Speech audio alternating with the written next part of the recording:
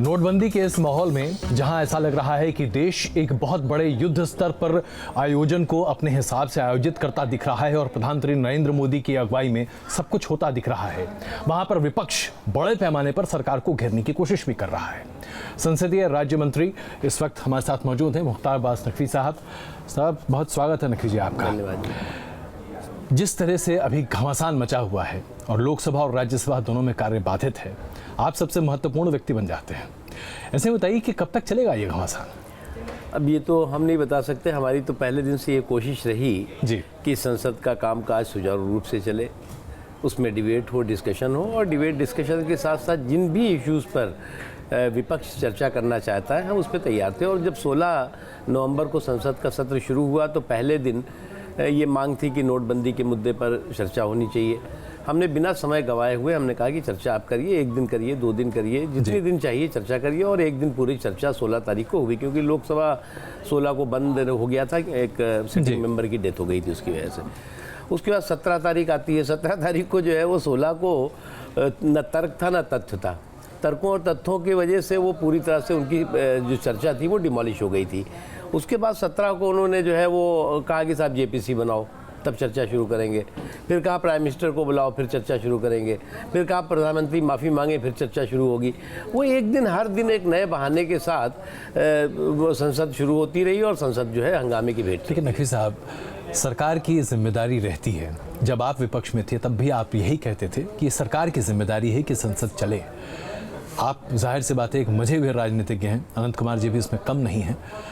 क्या ये दिक्कत कहीं आ रही है कि सरकार ज़रा मन नहीं बना पा रही है, या सरकार पैर पीछे घसीट रही? क्योंकि विपक्ष बार बार अड़ा हुआ है कि भाई हम वोटिंग के मुद्दे पर चर्चा कराना चाहते हैं, हमने अपनी मांग बदलकर 193 पर कर दी। क्यों नहीं दिक्कत? देखिए, पहली बात ये कि वोटिंग या किस नियमों के तहत चर्चा होगी ये सरकार नहीं तय करती।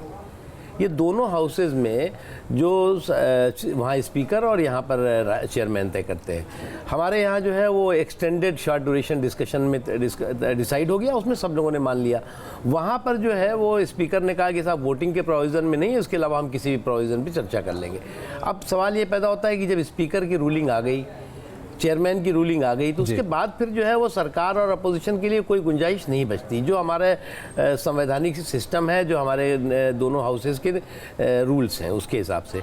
इसलिए हमें लगता है कि चर्चा में ये लोग ज़्यादा इंटरेस्टेड नहीं थे, चुहलबाजी में ज़्यादा इंटरेस्टेड थे, और उसका नतीजा हुआ कि चर्चा कम हुई, चुहलबाजी। आज लगभग 78 घंटे ख़राब हो चुके हैं, हंगामे की भेंट चल चुके हैं। अब आपको मालूम है 1 घंटे का अगर लोकसभा में खर्च होता है तो लगभग 1.5 करोड़ रुपया खर्च होता है, राज्यसभा में 1.5 करोड़ रुपया खर्च होता है, तो 3 करोड़ रुपए प्रति घंटा। 3 करोड़ रुपया प्रति घंटा जो है वो जो है दोनों हाउसेज में बर्बाद हो रहा है। ये जो है वो गाढ़ी कमाई का है। अगर आपको डिस्कस करना है, डिबेट करना है, कोई सुझाव देना है तो आप सुझाव दीजिए। आप तो काले धन के कुबेरों की कंगाली पर काला दिवस मना रहे हैं, तो हमें समझ में नहीं आ रहा है। ये फ्लोर मैनेजमेंट की बात जो आती है उसको लेकर क्या कहीं कोई दिक्कत है? क्योंकि लालकृष्ण आडवाणी भी बड़े नाराज हो रहे थे, कम से कम ये बात तो हम लोगों ने वहाँ पत्रकार गैलरी में बहुत सारे पत्रकारों से सुनी। देखिए, मुझे लगता है कि फ्लोर मैनेजमेंट ये सब चीज़ें जो है वो अपनी तरह जगह पे है।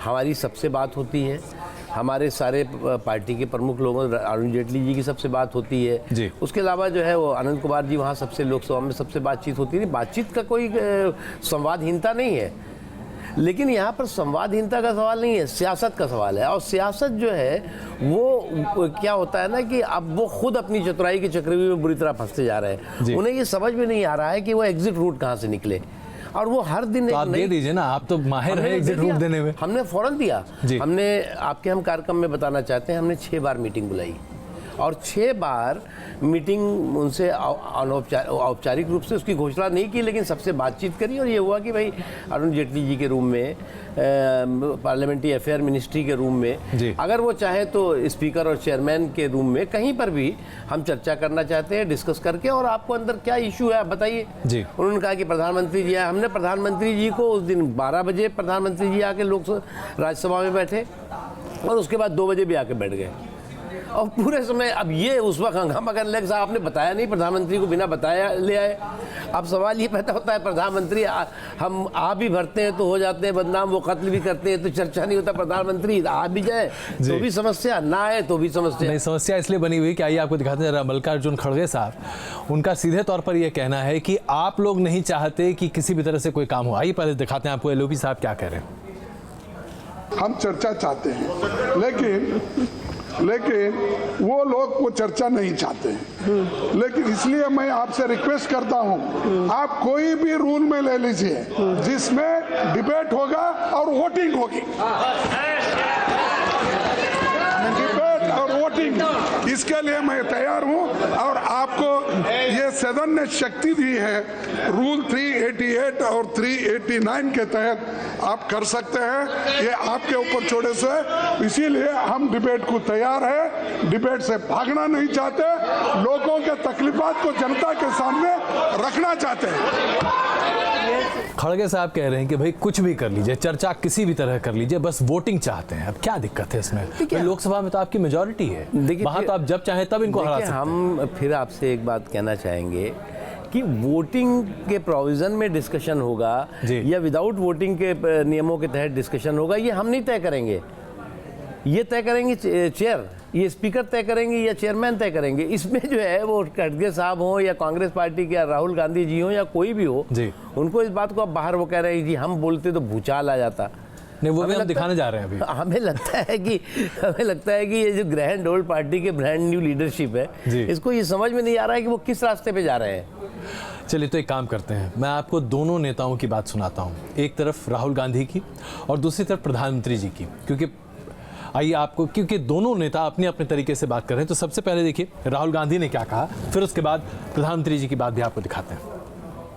ये मैं आपको बता रहा हूं, हिंदुस्तान का हिस्ट्री का सबसे बड़ा स्कैम है, पूरा का पूरा मैं अंदर बोलूंगा। मोदी जी बैठ नहीं पाएंगे। If they allow me to speak in parliament, you will see what an earthquake is going to come. क्या वजह है, क्यों नहीं बोलने दे रहे? पार्लियामेंट चल नहीं रही है, चलने दी नहीं जा रही है। सरकार कहती है प्रधानमंत्री आकर के कहने को तैयार है, लेकिन उनको मालूम है उनका झूठ टिक नहीं पाता है और इसलिए वो चर्चा से भागते रहे हैं। और इसलिए लोकसभा में मुझे नहीं बोलने दिया जाता, मैंने जनसभा में बोलने का रास्ता चुन लिया। प्रधानमंत्री भी कहने लगे हैं कि मुझे बोलने नहीं दिया जा रहा। क्या हो रहा है, कौन किसको नहीं बोलने दे रहा है? देखिए, आप अगर देखें तो आप रोज देखते होंगे कि प्रधानमंत्री हाउस में आते हैं जी, तो नारा लगता है कि प्रधानमंत्री माफ़ी मांगे, और उसके अलावा जिन शब्दों का इस्तेमाल किया जाता है हाउस के अंदर कांग्रेस के मित्रों के द्वारा और कांग्रेस के इस पॉलिटिकल पाखंड के कुछ पार्टनर्स जो हैं उनके द्वारा, तो वो निश्चित तौर से किसी भी संसदीय लोकतंत्र में जो है वो असंसदीय तो है ही है, अशोभनीय भी है। अब प्रधानमंत्री माफ़ी क्यों मांगे? देखिए, एक ये कोई सामान्य निर्णय नहीं है, ये बात हमको भी मालूम है, ये बात प्रधानमंत्री जी को भी मालूम है कि लोगों को इससे जो है दिक्कत है। लेकिन दिक्कत और दर्द में फ़र्क होता है। दिक्कत है, लोगों को दर्द नहीं है। आज भी लोग इस दिक्कत के बावजूद भी प्रधानमंत्री के फैसले के साथ खड़े हुए हैं। काले धन और भ्रष्टाचार के खिलाफ जो प्रधानमंत्री जी ने संघर्ष छेड़ा है, लड़ाई छेड़ी है, उसमें साथ खड़े हुए हैं। उसमें एक समस्या है, कोई एक सामान्य राजनेता या सामान्य राजनीतिक पार्टी के सिस्टम में अगर कोई होता तो कभी सोच भी नहीं सकता था। और ये प्रधानमंत्री जी के प्रति लोगों की विश्वसनीयता है कि दिक्कत के बावजूद भी जो है विश्वास नहीं डिग रहा है। इसमें कोई शक नहीं नकवी साहब कि प्रधानमंत्री ने जो आह्वान किया, देश उनके साथ खड़ा है। लेकिन हम अभी उस सवाल पर वापस लौटते हैं। राहुल गांधी कह रहे हैं कि मैं बोलूंगा तो भूचाल आ जाएगा। प्रधानमंत्री 2 दिनों से अपनी तमाम जनसभाओं में कह रहे हैं मुझे बोलने नहीं दिया जा रहा।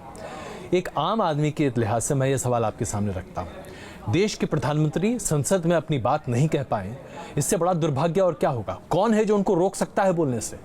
ये तो सारा देश देख रहा है। देखिए, प्रधानमंत्री जी जब भी हाउस के अंदर आते हैं तो इनका व्यवहार क्या होता है? प्रधानमंत्री जी माफ़ी मांगो, प्रधानमंत्री मुर्दाबाद और ये सारी चीज़ें। अब माफ़ी इसलिए मांगो कि उन्होंने काले धन के कुबेरों की कंगाली के लिए और भ्रष्टाचार और घोटालों में जो लोग शामिल हैं उनके खिलाफ जिहाद छेड़ा हुआ है, जंग छेड़ा हुआ है, इसलिए माफ़ी मांगे। या इसलिए माफ़ी मांगे जिन काले धन के कुबेरों को ये कंधे में बैठाल कर घुमा रहे थे वो आज जो है वो बुरी तरह से बेहाल हो गए हैं। अब बताइए उस पर काला दिवस मनाया जाता है। तो ये जो चीज़ें हैं और इनकी कहीं ना कहीं ये स्कीम है, योजना है, मुझे मालूम नहीं क्या है कि साहब हम पहले बोल लें हिट एंड रन और हम बोलें और उसके बाद किसी को और बोलने न दें, तो हम सुना के और भाग जाएं, सुने नहीं। तो क्या ये माना जाए कि प्रधानमंत्री जी ने इस हिट एंड रन का जवाब दिया? अगर राहुल गांधी भूचाल ला रहे हैं भूकंप के तौर पर, तो प्रधानमंत्री ने कहा कि भाई आपको नहीं बोलने दे रहे तो मुझे भी नहीं बोलने दे रहे। मुझे नहीं लगता किस भूचाल की वो बात कर रहे हैं। हाँ, उनके ज़रूर भूचाल आएगा। जो कांग्रेस बची खुशी है वो उस भूचाल में वो भी स्वाहा हो जाएगी, क्योंकि मुझे नहीं दिखता कि राहुल गांधी जी इनके पास ना कोई तर्क है। देखिए ये बार बार क्या बात कहते हैं, स्कैम हुआ है जी, क्योंकि इनको स्कैम से इतना प्यार है, 2G से लेकर के कॉमनवेल्थ से लेकर के एक लंबा स्कैम की श्रृंखला रही है। जब मोदी जी आए तो उन्होंने सबसे पहला काम किया कि दिल्ली की सत्ता के गलियारे से सत्ता के दलालों की नाकेबंदी और लूट लॉबी में तालेबंदी कर दी। अब इस 2.5 सालों में ना वो लूट लॉबी दिख रही है, ना तो दिल्ली में सत्ता के दलाल दिख रहे हैं जी। तो इनको अभी भी वो स्कैम का जो सपना है वो बार बार याद आता है। इसलिए हमारा ये कहना है, हमारी उनसे अभी भी अनुरोध है कि आप डिस्कशन करिए, डिबेट करिए, आपके दिल में दिमाग में जितनी बातें हैं आप सब कहिए और हर बात का आपको जो है वो सूद ब्याज के साथ जवाब मिलेगा। एक आखिरी सवाल इस मुद्दे पर, क्या आपको लगता है कि जिस तरीके से आप लोगों ने जब आप विपक्ष में थे एक बार पूरा सेशन त्याग दिया था, एक तरह से देश को पूरा सेशन छोड़ देना पड़ा था, उस तरह से ये सेशन भी गया, इस पर अब कुछ नहीं हो पाएगा? उसमें क्या हुआ था? अब देखिए ये कहते हैं कि साहब इन्होंने भी किया था इसलिए हम कर रहे हैं जी। उस वक्त जो है वो 1,86,000 करोड़ की लूट हुई थी। हमने कहा था भैया इस पर डिबेट करो, डिस्कशन करो। उन्होंने कहा जी डिबेट नहीं करेंगे। 20 दिन तक डिबेट नहीं हुई और उसके बाद फिर सुप्रीम कोर्ट ने उस पर ऑर्डर कर दिया, उसके बाद भी डिबेट नहीं हुई और इस वजह से वो सदन वो था। हम तो डिबेट के लिए पहले दिन से तैयार है, डिबेट शुरू भी हो गई है। अब आइए ज़रा आप नोटबंदी पर आ जाते हैं। एक बड़ा है फैसला जो कि अपने आप में ऐतिहासिक है और इसके परिणाम भी अब धीरे धीरे निकल कर आ रहे हैं। सवाल ये उठता है नकवी साहब कि क्या गांव का वो आदमी जिसको लेकर बातें आ रही हैं कि भाई 500 रुपये भी उसके पास नहीं होते हैं, 500 रुपये का चलन भी शायद उसके पास नहीं होता है, क्या ये वास्तविकता है? या वास्तविकता आज ये है कि अगले 6 महीने तक कम से कम देश को बहुत मुश्किल दौर से गुजरना पड़ रहा है?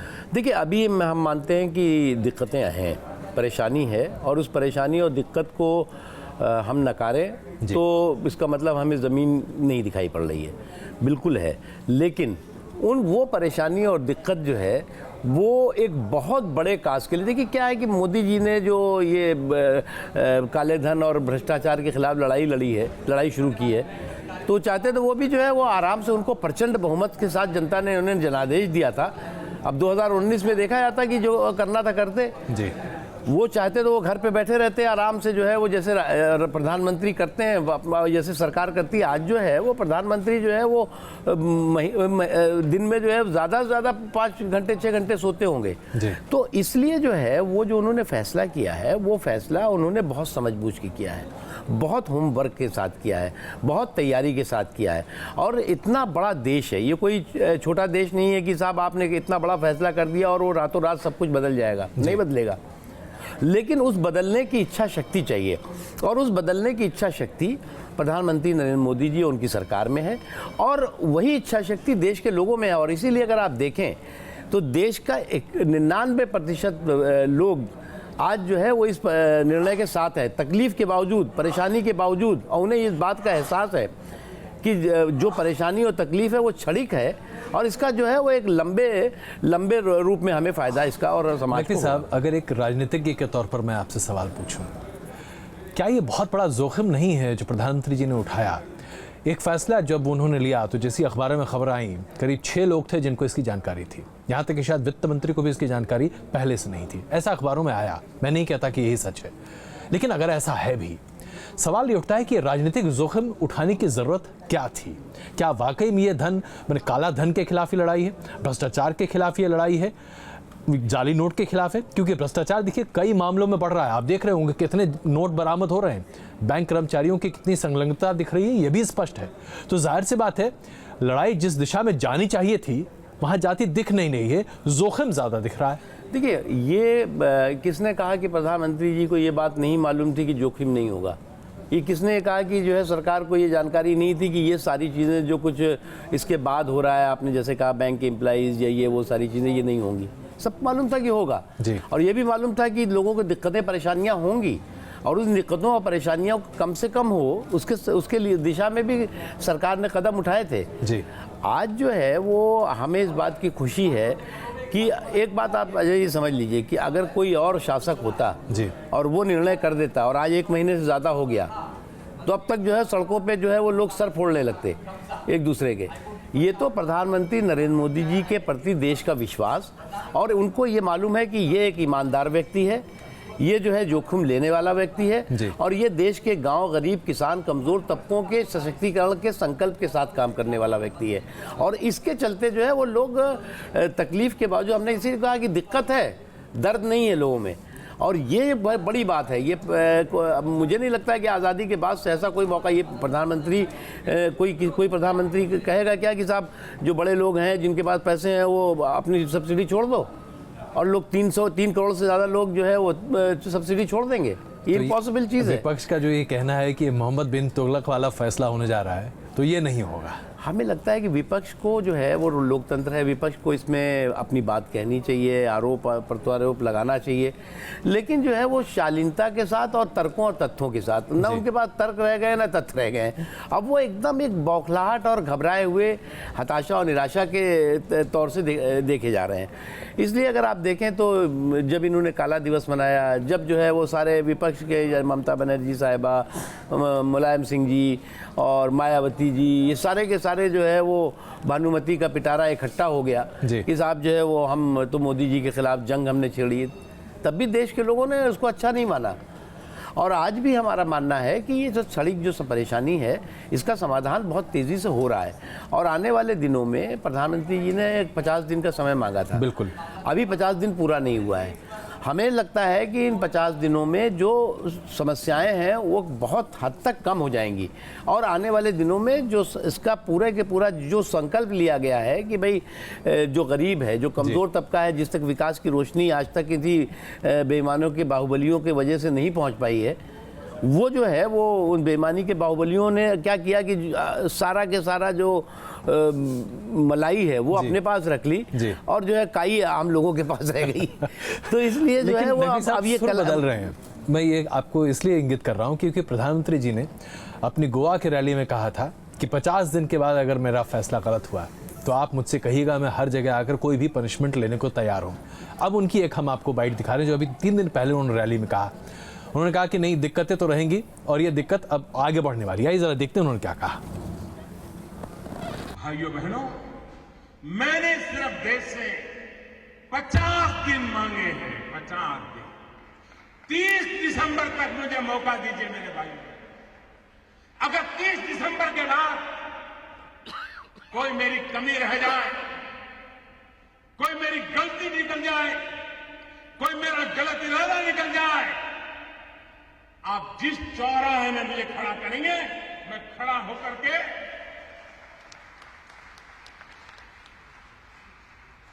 देश जो सजा करेगा वो सजा भुगतने के लिए तैयार है। बहुत तकलीफ पड़ेगी, मैंने कहा था, मुसीबत आएगी और 50 दिन ये तकलीफ होगी ही होगी और तकलीफ रोज थोड़ी बढ़ती भी जाएगी, लेकिन 50 दिन के बाद मैंने हिसाब किताब लगाया है वो एकदम से धीरे धीरे धीरे धीरे करके पहले जैसी स्थिति की तरफ आगे बढ़ेगा।